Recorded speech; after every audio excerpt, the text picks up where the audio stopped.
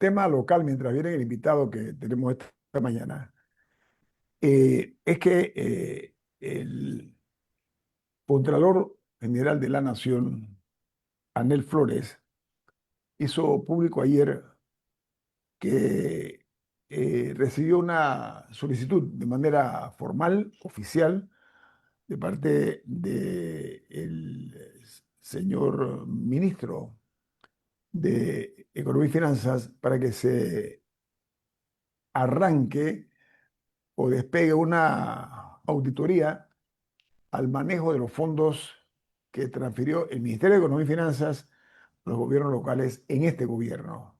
Entonces, eso se hizo a través de un comunicado donde se explicaba que el proceso era el que permitiría poner en marcha de inmediato, fue la expresión que se utilizó, las auditorías financieras integrales que se espera se pongan en marcha a Camila y Rolando. Bueno, fíjate, en este caso siempre uno debe preguntarse qué tipo de auditoría es, porque una auditoría normal no es la misma que una auditoría forense. Ujú. En este caso yo tengo que preguntarme qué tipo de auditoría va a hacerse. Y lo que es más importante en este caso es, eh, nosotros deberíamos saber para qué se mandó el dinero a estos municipios y a estas juntas comunales y finalmente en qué se usó.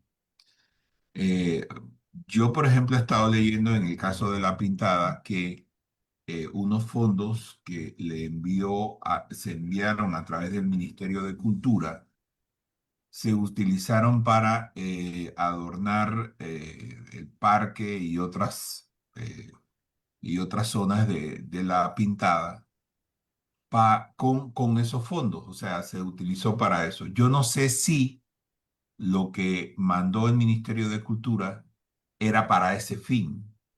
Entonces, si tenemos que los fondos se gastaron y hay sustento para eso, pues no va a haber mayor trascendencia de esa auditoría. El asunto aquí es yo te mandé dinero para pagar la planilla, pero tú te lo gastaste en fiestas allá. Entonces, el mal uso del dinero es una cosa que tendría que tener una consecuencia. Porque si lo que me vas a decir es, bueno, yo me lo gasté en las fiestas de Navidad y aquí están todos los sustentos, entonces dirá la auditoría, bueno, aquí no hubo ninguna sustracción de nada, aquí pasó todo bien porque aquí están los sustentos y no pasó nada. Pero esa no es lo que debemos saber, sino por qué se gastó el dinero en una cosa que no tenía nada que ver con el destino final, por lo menos en papel de esos dineros. Eso Sí, la, O sea, es la lo justificación que del usted está gasto, diciendo es la que hay que justificación del gasto. corroborar, lo que usted está diciendo es que hay que corroborar dos cosas. Uno, que el dinero tiene sustento lo correcto. y que no desapareció como algunos, como no se saben que quedaron muchos los dineros de lo que se llamó la descentralización paralela. Y por otro lado, saber que en lo que sea que se gastó, se compagina con la justificación que se dio para la solicitud. Correcto. O sea, son dos preguntas diferentes. Y también hay algo importante va a ser, porque según lo que reportaba el diario La Prensa, una buena cantidad de los dineros eran en donativos, no sé si decía personales o a personas. Saber quiénes son esas personas, cuál es el motivo por qué se les dio, o sea, saber si se les pagó directamente o si fue, por ejemplo, para pagar una cirugía de tal cosa y se le pagó directo al hospital. Todas esas cosas son importantes, porque al final del día estos son fondos públicos que probablemente podrían haber tenido un mejor uso en términos de calidad de vida de la población o saber cómo se escogió a quién se le daban esos donativos. Todo eso es importante. Sí, Vamos a, mira, Rolando, voy a pretender. Porque insisto que no es lo mismo si, por ejemplo, una familia en Azuero, que de las de Tonosí, que el río se llevó su casa y que sí, la Junta Comunal entonces les provea unos fondos para armar algo, para ayudar a reparar su... Eso es una cosa. Y aún así hay otras instituciones también que posiblemente debieron haber entrado, pero digamos que lo hizo la Junta Comunal y que hay una justificación. Aquí está el reporte de daño de SINAPROC y aquí está lo que se les dio para que compraran bloques, zinc y lo que sea. Otra cosa es saber, ok, a esta persona por qué se le dieron esos fondos y no saber si no es un tema de vínculos familiares con el representante o alcalde, etcétera. Sí, la justificación del gasto, ¿ok? Tiene que haber el sustento del gasto, la razón por la cual, y lo más importante, lo que se conoce como la trazabilidad del dinero. Como dicen en inglés, follow the money. Sigue por dónde iba el dinero. Si queremos que realmente haya efectividad en el despilfarro que se ha dado, donde hay muchas juntas comunales, estoy hablando de gobiernos locales, entre otros, que han, bueno, diputados que han manejado millones de dólares y cuyo destino todavía está en algún escritorio o en alguna gaveta, como se dice, ¿no? Entonces, si estamos hablando en serio, vamos a hacerlo con una sola tijera, ¿ok? Que tenga que ver con los, las autoridades de todos los partidos políticos, los que tienen responsabilidades en este sentido. Rolando, que no suene bajo ninguna circunstancia para no empañar esta buena iniciativa de la Contraloría y lo que está hablando el MEF, de que se está hablando muy en serio y formalmente. Adelante, Rolando. Y Danito, yo te voy a decir una cosa. Para mí resulta muy, pero muy difícil entender por qué una junta comunal tiene que tener una partida para donaciones, una partida para ayudas personales a las personas. Y luego, lo único que tiene que hacer ante Contraloría es tomar un recibo o la solicitud. Bueno, resulta que a mí se me cayó el techo y necesito ayuda. Ok, vamos a destinarte $5.000, se le dan $5.000, ahí está entonces la solicitud. Luego viene, le dan un cheque por $5.000 a la persona y la persona hace uso de ese dinero y entrega las facturas y todo aquello. Hasta allí no hay nada pecaminoso desde el punto de vista de sustentación de gastos. Pero el tema es que si tú tienes 10 personas recibiendo este tipo de ayudas en las que no hay ningún control, 15.000, 20.000, 30.000, $50.000 en estas pequeñas juntas comunales es mucho dinero. Entonces las necesidades que tienen estas comunidades sobrepasan cualquier... Mira, esto es un principio único. La colectividad está por encima de los individuos. Entonces, si yo tengo que destinar $20.000 para hacer cosas que no hace el MOP, por ejemplo, en el interior del país, que es hacer aceras, no las hace una carretera y la gente tiene que circular por la calle porque no le has hecho una acera. Entonces, si tú le vas a hacer tienes el dinero para hacer una acera, para que esa gente no sea víctima de un atropello, entonces empléalo en eso. Yo no veo por qué entonces tienen que destinar este dinero a fulanito que puede ser del partido o a fulanito que puede ser un familiar del alcalde o un familiar del personal que trabaja con el alcalde o puede ser sencillamente la forma en que extraen dinero de fondos del Estado. Y no olvidemos que muchos municipios aquí en Panamá y juntas comunales no tienen suficientes ingresos. Por lo tanto, el Estado les pasa dinero para completar su presupuesto. Y entonces allí vienen las cosas como estas, ¿no? Te mandé dinero para pagar tu planilla, que son $60.000 al año, pero tú te gastaste $30.000 en fiestas, en brindis y no sé qué, y luego estás pidiendo 30.000 más para completar. Esas son las cosas que me molestan porque hay muchas necesidades y se la gastan en trivialidades. Sí, y me gustaría regresar a las preguntas que habíamos hecho porque nos faltó una tercera. O sea, pregunta número 1 era, ¿en qué se gastaron el dinero? La pregunta número 2 era si en eso que se gastaron el dinero se compagina con la justificación que se dio a la hora de pedir el dinero. Pero una tercera pregunta que todavía le falta respuesta, y esta parte sí es responsabilidad tanto del MEF como de Contraloría, es cómo se escogió a quién se le daba y a quién no. Eso después del cambio, Camila, eso después del cambio. Estos fondos, porque al final del día, o sea, uno de los grandes temas aquí no es que se otorgue dinero, porque de necesidades hay, es cuáles son los criterios. Hablemos de eso después del cambio, Camila. La discrecionalidad, tanto por parte del gobierno central para otorgar esos dineros, como por parte de estos representantes a la hora de gastárselos en el caso de los donativos. Viene más. Esto es En Perspectiva, un programa para la gente inteligente como usted.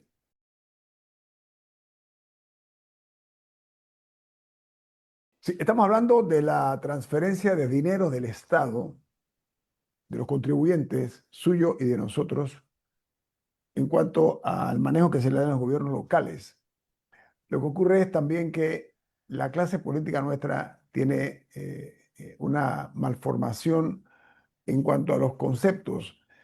Acostumbran a hacer filantropía con dinero ajeno. Así que rico, ¿ah?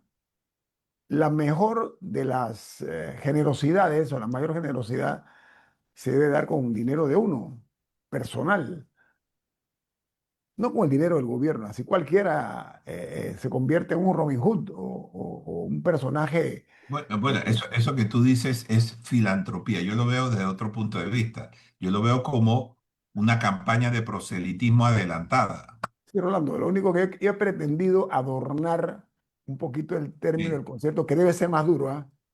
Que debo usarlo más fuerte, pero hoy, como es viernes, quiero un poco, sofisticar un poco el término. Por eso digo filantropía.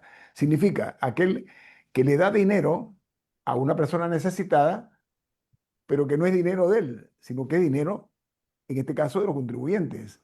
Cuando el diputado o el representante, si quiere ayudar y hacer filantropía, que lo haga con fondos propios, es lo que estoy tratando de decir. Entonces, eso que dice usted de la realidad, de la forma como se han manejado estos dineros, yo me pregunto si las juntas comunales tienen algún tipo de administrador, ¿ok? Que es una persona con conocimiento acerca del manejo de los fondos del Estado. Y lo más peligroso es la discrecionalidad con la cual estas autoridades distribuyen el dinero. Un hecho real es que muchas veces benefician a personas que lo ayudaron en la campaña, porque es un tema eminentemente político, no es un tema de apoyo moral o social a los más pauperados o a los más necesitados. Se maneja políticamente para pagar favores. Creo que usted lo dijo, Rolando. Ok, es. eso es conocido. Entonces, allí comienza la distorsión y termina después en actos de corrupción. Porque si fulanito me ayuda en la campaña, hombre, le debo el favor. Usted hablaba de favores políticos. Eso es parte del dejereño de los fondos del Estado. Rolando, continúe y después Camila. Mira, es que cuando tú empiezas a... Es que eso molesta, Nito, porque lo que pasa es que esos subsidios que reciben estas alcaldías se destinan a ciertos rubros específicos que muchas veces vienen acompañadas de solicitudes. Yo que necesito esto para el Seguro Social, necesito esto para pagar la cuota obrera patronal, necesito esto para pagar bla, bla, bla, un montón de cosas. Pero luego la justificación en las auditorías es, bueno, lo que pasa es que el señor pidió $15.000 para planilla y al final necesitó 30.000 y Perdón. se le mandó cierta cantidad y no alcanzó. Entonces, desde el punto de vista del manejo administrativo, ahí están las justificaciones. Pero el tema de procedimiento es, espérate un momento, tú me pediste para tu planilla fija te, te- me pediste 30.000, yo te mandé los 30.000, pero tú tomaste esos 30.000 y lo dividiste en 30.000 para, 15.000 para esto y 15.000 para una planilla de eventuales que no estaban en el plan original. Entonces, cuando tú escuchas, no, todo se lo gastó en planilla, sí, se lo gastó todo en planilla, pero ¿en qué planilla? ¿La planilla de los permanentes o los eventuales? Porque ese es el tema, Guillermo. Es que aquí pagan favores electorales con dinero del Estado. Y terminamos pagándole todos, los panameños, las sinvergüenzuras que hacen estas señores, porque eso no es más que dinero que se dejó de usar en una cosa para poder pagar una planilla que a lo mejor ni siquiera necesita el municipio, pero que hay que pagar el favor. La deuda política, ¿no? Pero, ¿saben qué, amigos? Discúlpenme. El jueves pasado, perdón, según dice la prensa, el ministro de Economía y Finanzas, Felipe Chapman,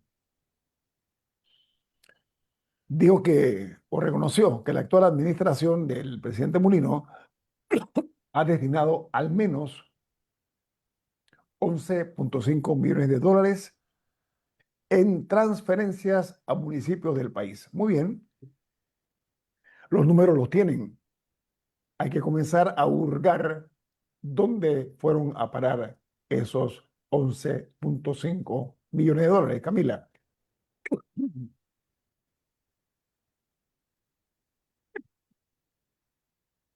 No se escucha. Y que ellos también anunciaron que iban a crear un nuevo protocolo que, bueno, eso me imagino que no va a ser inmediato, eso se va a conocer más adelante, pero, pero o sea, ambos son importantes, que se haga la investigación de lo ya ocurrido y entonces ya que haya este nuevo protocolo, que hay que tener cuidado con que no sea demasiado rígido como para no permitir el funcionamiento, porque dentro de todo en esta conversación se hace un punto de vista, por lo menos a nivel personal, yo soy una persona que cree en la descentralización. Es importante. Los gobiernos locales deberían estar mejor equipados, mejor preparados, mejor financiados, porque son quienes tienen ese contacto más cercano con la gente y verdaderamente pueden entender las necesidades de una comunidad sin necesariamente que un ministro sentado en un edificio en la Vía España tenga que sentarse a decidir si algo se hace o no se financia o no se hace. O sea, verdaderamente eh, tenemos que aspirar a que poco a poco puedan ir tomando algún nivel de autonomía en la toma de decisiones y en el financiamiento.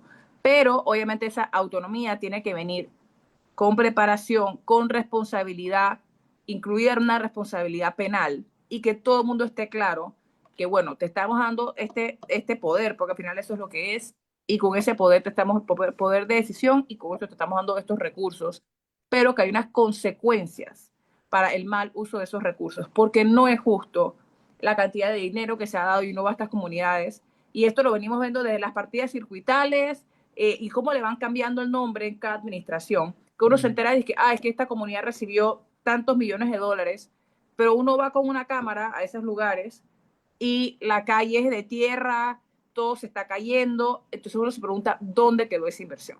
Entonces, sí hay que poner controles, pero esos controles no pueden ser y que, bueno, es que ya no se les da dinero y punto, porque al final del día sí tiene que haber mayores recursos, y esa es parte de lo que verdaderamente molesta cuando se dan casos como estos, porque la respuesta es no dar fondos, hay que dar más. Pero la pregunta es en qué se están utilizando y los controles que existen para que verdaderamente estos lleven a una mejora en la calidad de vida en todas estas comunidades. Es que si no hay controles, cuando se trata de dinero ajeno, den una tarjeta de crédito a alguien para que usted vea lo que va a ocurrir. No sé si me explico. Si no tiene que pagar lo que se va a usar, eso es fiesta. Aquí tiene que haber rendición de cuentas. Eso es primordial, que se dé en cualquier tipo de actividad gubernamental. Pero Rolando, usted que parte del staff de la prensa, debo reconocer a la prensa que ha sido muy persistente su actividad en cuanto al seguimiento al tema de el paralelismo que se ha dado en este tipo de actividad. ¿Sabe por qué? Porque aquí estoy viendo que dice que sale a relucir que los fondos de los 11,5 millones de dólares de esta administración son principalmente transferidos o han sido transferidos principalmente a autoridades de los partidos, realizando metas, Cambio Democrático y Partido Panameñista. ¿Qué le parece, don Rolando? La selectividad tampoco es saludable, ¿no? Adelante. No, eso te dice a ti que el criterio que priva en todo esto es el político. Y mira, yo estoy de acuerdo con Camila en que yo creo que los gobiernos locales necesitan apoyo económico, pero el tema aquí es que se ha creado una superestructura en el que el representante y el alcalde son como vasallos de los diputados. Y entonces ellos buscan el dinero, los diputados buscan el dinero, lo reciben y al final son ellos los que deciden cómo se gasta, cómo se invierte.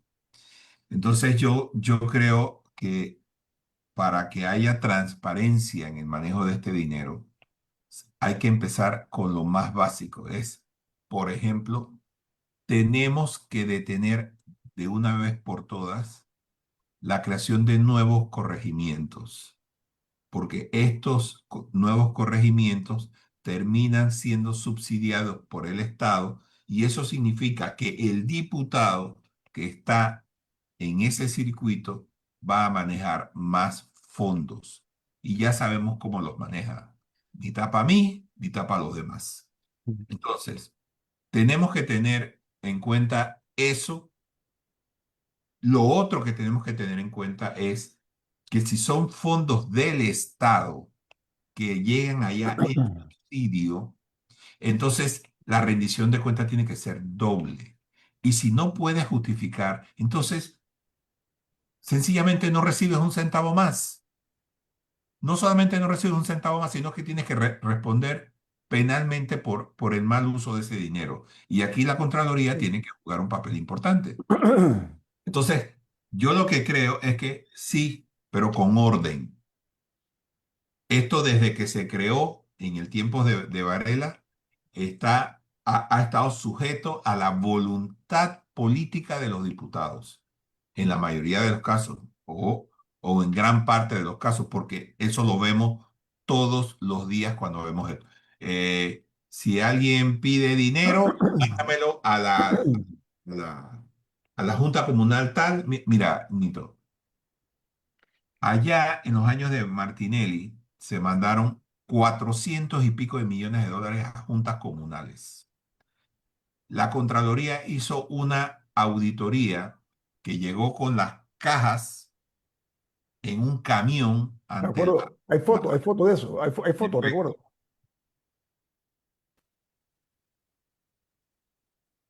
ventilado en un ah, juicio.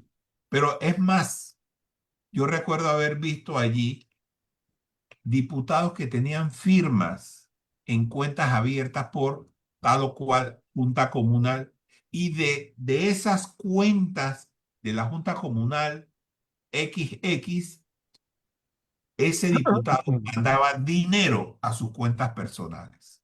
Y hay diputados en esta asamblea que todavía están, que recibieron esos fondos así y ellos dispusieron de esos fondos de la forma en que te lo estoy.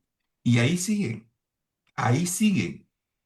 Entonces, estamos frente a una crisis de valores, una crisis política y una crisis económica causada por ellos mismos. Yo creo que a estas alturas, eh, ese tema de los fondos que manejan las juntas comunales tiene que estar muy, pero muy regulado, precisamente por estos manejos que se dan y en el que muchas autoridades locales se prestan, ¿no? Miren, amigos, el derroche de dinero ha sido multimillonario, para que estemos claros. Pero yo quiero agregarle algo al comentario que hizo Rolando. Aquí hay un problema de identidad por parte de los diputados. Los diputados son legisladores. Ellos se les ha otorgado la responsabilidad de legislar, de hacer leyes, ¿ok? No de ser representante de corregimiento. El problema es la confusión que hay en los roles. Los diputados, muchos diputados son más representantes de corregimiento que diputados. Mientras eso no se resuelva, creo que no se va a poder enderezar este trecho del camino, porque los diputados, es bien sabido que están en la asamblea como hasta el jueves, algo así usualmente, y viernes, sábado, domingo se van para sus comunidades, ¿ok? A hacer el rol de los representantes. Entonces los representantes se convierten en personas sin identidad realmente para resolver muchos problemas, porque el diputado es el que lleva el estandarte de Rolando en el interior y aquí en la capital. En el interior, ¿eso ocurre o no? Por supuesto, Mm, pero mm, ocurre exactamente lo contrario. Aun cuando son líderes locales, la gente percibe que quien tiene el poder no es el representante ni es el diputado. mm. Y por eso, entonces el diputado es el que dispone del dinero que recibe del Estado, incluso de las mismas recaudaciones de la alcaldía o junta comunal. Entonces, ¿qué tenemos que hacer? La ley de descentralización ha sido modificada muchísimas veces. Yo recuerdo cómo nació esa ley. Esa ley era 90% del dinero que recibían los representantes era destinada a la inversión y el 10% a la administración. Hoy día eso no es así. Después de la pandemia, todo se cambió. Ya La no mayor va a ser parte para inversión, sino que esto va a ser para pagar planillas. Y ahí de tenemos funcionamiento, para funcionamiento. funcionamiento. Para qué tenemos una ley de descentralización totalmente desnaturalizada? Sí. ¿Sí? No nos sirve como está. Y los Bueno, representantes han sacado provecho de esto y no solamente los representantes, los diputados. Los diputados impulsaron las leyes para cambiar las reglas del juego y ahora tenemos este problema que no sabemos cómo enfrentar. va para el corte comercial. Esto es En Perspectiva, un programa para la gente inteligente como usted.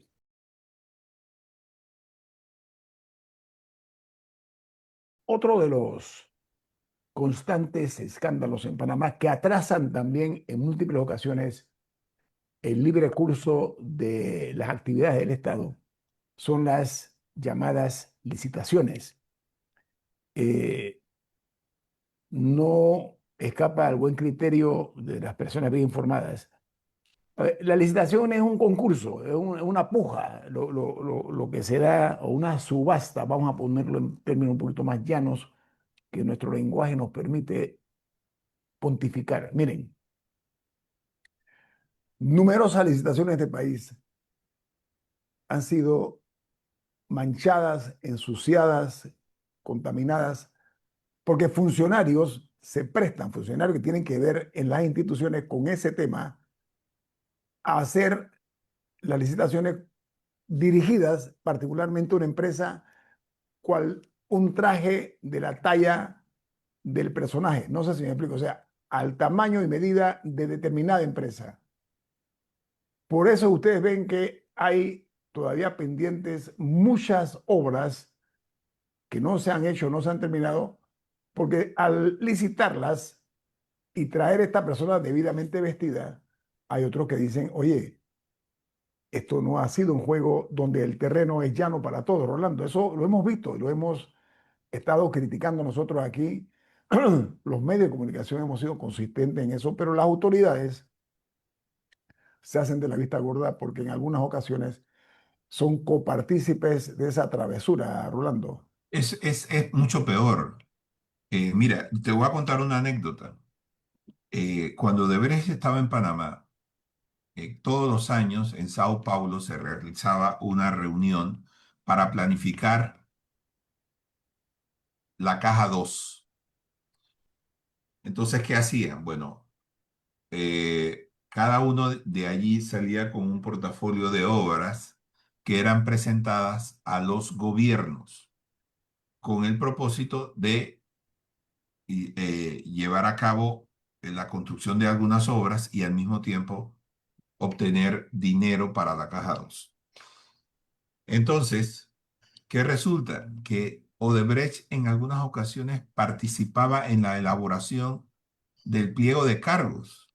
Ellos mismos, Ellos mismos, siendo parte interesada. por supuesto, y luego era tan evidente el asunto que muchas veces, aun cuando iba gente allá, al final salían desilusionados porque decía, después de leer el pliego de cargo, tú te das cuenta de que tiene nombre y apellido. El único que puede cumplir esos requisitos es una sola empresa. O sea, Entonces, no, las empresas panameñas, permíteme, Rolando, nada más ponerlo claro, ponían tal cantidad de obstáculos a las empresas pequeñas, que era una manera, entre comillas, legal de dejarlos por fuera. Entonces, los términos y condiciones eran absolutamente elevados para los estándares de las empresas panameñas, Rolando, ¿no? correcto. Por ejemplo, yo no sé, si tenías que hacer un camino que costaba 30 millones, entonces tenías que probar una solvencia de 500 millones, ¿no? O sea, ¿qué oportunidad tenía una pequeña empresa